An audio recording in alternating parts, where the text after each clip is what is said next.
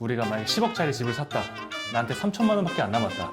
3천만 원으로 인테리어 해야지 하면은 정말 멘붕이 올 수가 있습니다. 인테리어 사기를 당하시는 분들이 고른 업체를 보면 예산이 넉넉하지 않으신 분들은 어떤 공사를 좀 필수적으로 해야 될까요? 둘, 셋. 안녕하세요. 퍼플랜드 디자인 스튜디오 강 사장, 닥 사장입니다. 네, 오늘은 저희가 거의 처음으로 사무실에서 카메라를 켜게 되었는데 어떤 이유 때문에 카메라를 켜게 되었을까요? 저희 구독자분들께서 이 질문과 요청이 굉장히 많았어요. 우리가 현장 리뷰 형식으로 좀 컨텐츠들을 많이 제작을 했었는데 이게 인테리어를 어떻게 좀 접근을 해야 되냐 이런 질문들이 있어서 이거에 대한 한번 답변을 드리고자 이번 시리즈를 한번 기획하게 됐습니다. 네, 맞습니다. 아무래도 인테리어가 접근이 어렵다 보니까 처음에 시작하시는 분들은 어떻게 시작할지 정말 막막하거든요. 그래서 저희가 그 궁금증을 해결하고자 이 편을 준비를 했고요. 앞으로도 인테리어를 처음 하실 분들 그리고 저희에게 오실 고객분들께서 저희 영상을 보고 인테리어를 재밌고 쉽게 할 수 있도록 팁을 드리기 위해서 시리즈물로 영상을 준비해 보겠습니다. 네, 그럼 첫 번째로 한번 가볼까요? 예. 사실 많은 인테리어를 준비하시는 분들께서 처음부터 어떤 색감이 좋을까, 어떤 마루를 쓸까 이런 걸 고민하면서 멘탈이 터지시거든요. 맞아요. 그리고 저희 퍼플랜 찾으시는 분들은 신혼부부 비중이 꽤 높죠. 맞아요. 그래서 어느 정도 예산이 한정되어 있는데 그래서 우리가 예산이 이 정도고 어디에 또 집중을 하면 좋을지 이런 거에 대해서 조금 먼저 고민을 해보시면 좀 좋지 않을까 싶어서. 맞습니다. 그래서 가장 먼저 결정하셔야 될 것은 예산입니다. 사실 이 예산을 어떻게 결정하냐, 우리가 집을 사고 남은 돈으로 결국에는 인테리어를 하게 돼요. 우리가 만약에 10억짜리 집을 샀다. 나한테 3천만 원밖에 안 남았다. 3천만 원으로 인테리어 해야지 하면은 정말 멘붕이 올 수가 있습니다. 그러니까 예산을 그렇게 설정하는 것이 아니라 우리의 집 상태를 한번 보고 우리의 집 상태가 어떤지 그거에 맞춰서 기본 동사들을 먼저 계획을 하셔야 됩니다. 단열이면 단열, 샤시면 샤시, 난방이면 난방, 필요한 품목들을 먼저 설정하고 난 뒤에 내가 어떻게 우리 집을 꾸몄으면 좋겠다라는 계획을 수렴을 하셔서 이 내용을 가지고 인테리어 업체에 먼저 상담을 받아보셔야 돼요. 맞습니다. 그래야지 러프한 가격대를 먼저 예상을 할 수가 있습니다. 그래서 이렇게까지 얘기하더라도 그래도 나는 인테리어가 정말 얼마든지 궁금하고 상담 받아보기 전에 좀 나의 마음을 좀 준비를 해가고 싶다 하시는 분들이 계세요. 그렇죠. 1,000만 원이 들면 1,000만 원, 5천만 원이 들면 5천만 원 이런 마음의 준비를 하셔야 되는데 그거에 대한 좀 러프한 가닥을 잡을 수 있게 또 팁을 하나 드리겠습니다. 인테리어가 참 자동차랑 비슷해요. 예를 들어 우리 중형차 소나타를 살 때도 가장 옵션이 없는 깡통 버전은 2천만 원대면 살 수가 있는데 가장 옵션이 많은 하이브리드 차량은 4천만 원대까지 가격이 올라가거든요. 인테리어도 어떤 옵션을 선택하냐, 어떤 자재를 선택하냐에 따라서 가격이 천차만별인데 이것도 너무 어려우니 저희가 기준을 딱 정해드리도록 하겠습니다. 저희가 클라이언트 분들 상담할 때 좀 편안하게 말씀드리는 단어가 있는데 차로 비유를 많이 해드려요. 아반떼 인테리어, 소나타 인테리어, 그랜저 인테리어 이렇게 재밌게 표현해드리는데 이 등급에 맞게 저희가 평당 가격을 한번 알려드리도록 하겠습니다. 아반떼 인테리어는 흔히 저희가 환경 개선 공사라고 불리는 캐주얼 공사를 표현하고 있고요. 이거는 평당 200에서 220만 원 정도 형성이 되어 있습니다. 그리고 소나타 인테리어는 저희가 디자인 공사라고 부르는 형식의 공사이고요. 이 디자인 공사는 평당 230에서 280만 원 정도의 형성이 되어 있습니다. 그리고 그랜저 인테리어는 저희가 하이엔드라고 부르는 인테리어고요. 이 인테리어는 평당 300만 원 이상의 형성이 되어 있습니다. 그리고 우리가 아까 말씀드렸던 평당 가격 속에는 샤시라든지 확장 공사, 그리고 배관 공사 이런 것들은 포함이 안 되어 있어서 이런 공사들은 플러스 알파라고 생각해 주시면 됩니다. 내가 원하는 공사와 내가 매매한 집의 상태를 확인하고 예산을 결정하시면 좋을 것 같습니다. 다음은요.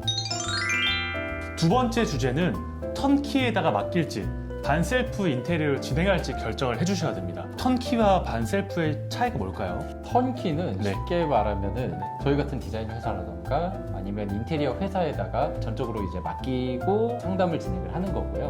그다음에 반셀프 같은 경우는 내가 가구는 어디서 할지 아니면 도배는 어디서 할지 이런 것들을 각각의 공정마다 다 발품을 팔아서 좀 계약을 하게 되는 경우라고 보시면 될 것 같아요. 네, 아주 정리를 잘 해주셨습니다. 턴키는 인테리어 업체에서 맡겨서 인테리어를 하는 거.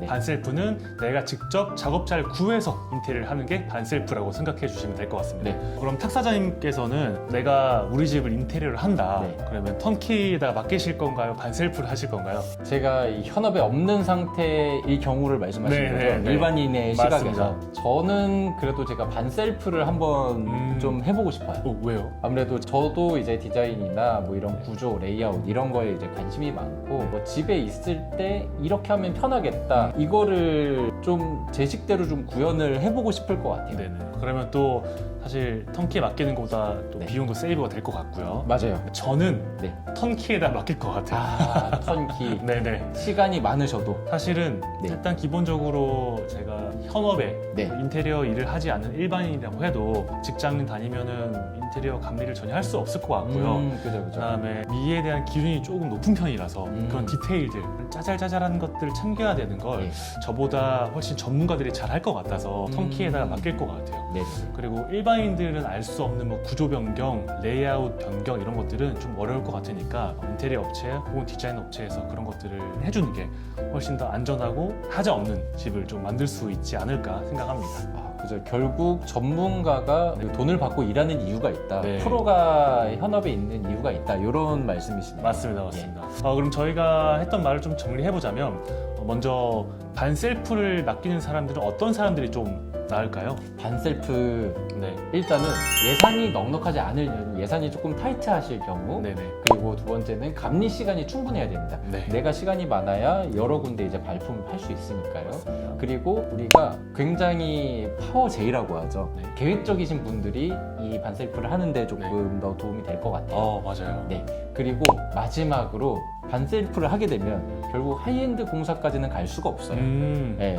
그렇기 때문에 인테리어 디테일이나 이런 것들에 조금 더 집착하지 않는 편이신 분들, 네. 그러신 분들이 반셀프에 적합하지 않을까 싶습니다. 맞습니다. 그럼 반대로 인테리어 업체에다가 맡기는 게 나으신 분들은 본인을 비롯한 가족들이 다 직장인이나 일이 있으셔서 감리 현장에 직접 참여하실 수 없는 분들이 턴키에 맡기는 게 나을 것 같고요.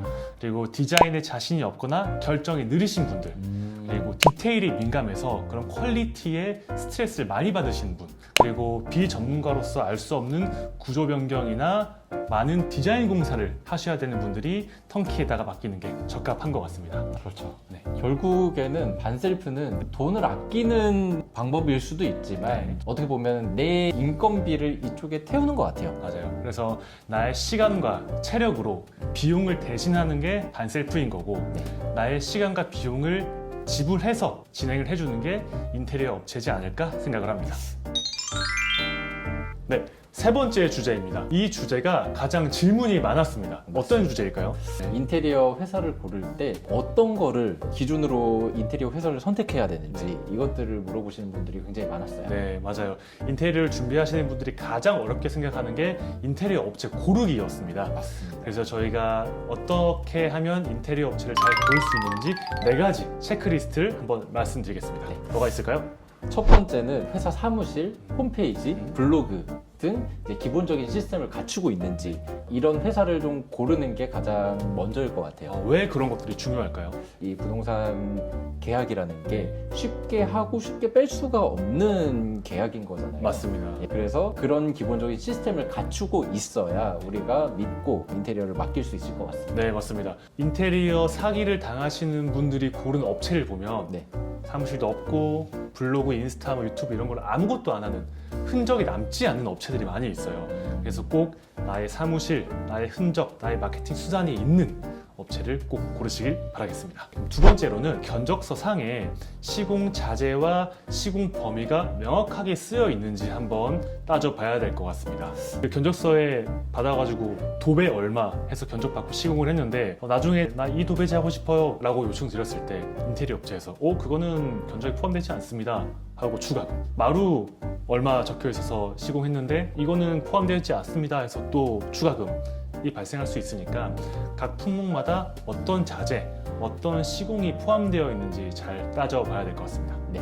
그리고 세 번째는 일단 상담이 친절하고 질문 해결을 이제 해주려고 노력하는 회사인지 한번 감성적으로 좀 네네. 한번 접근해 보시면 좋을 것 같아요. 네, 맞아요. 어쨌든 인테리어도 서비스업이라고 생각을 하거든요. 결국 클라이언트들의 니즈를 만족시켜 줘야 되는 직업이기 때문에 상담자가 얼마나 친절하고 능숙하고 프로페셔널하게 상담해 줬는지가 정말 중요할 것 같습니다. 맞아요. 이게 또 사실 주거 인테리어는 우리 집을 이제 꾸미는 거잖아요. 굉장히 좀 개인적인 사적인 공간이에요. 그런 것들을 어떤 식으로 개선하면 좋을지 내 얘기를 할 수 있게끔 분위기를 만들어주고 나는 이제 집에 가서 어떤 행위가 이루어지는데 이런 것들을 해결할 수 있는지 그리고 그런 의지가 있는지 이런 것들이 좀 상담 스킬을 통해서도 인테리어 회사라면은 적극적으로 끌어내는 것도 좀 중요한 지표라고 생각이 들어요. 맞습니다.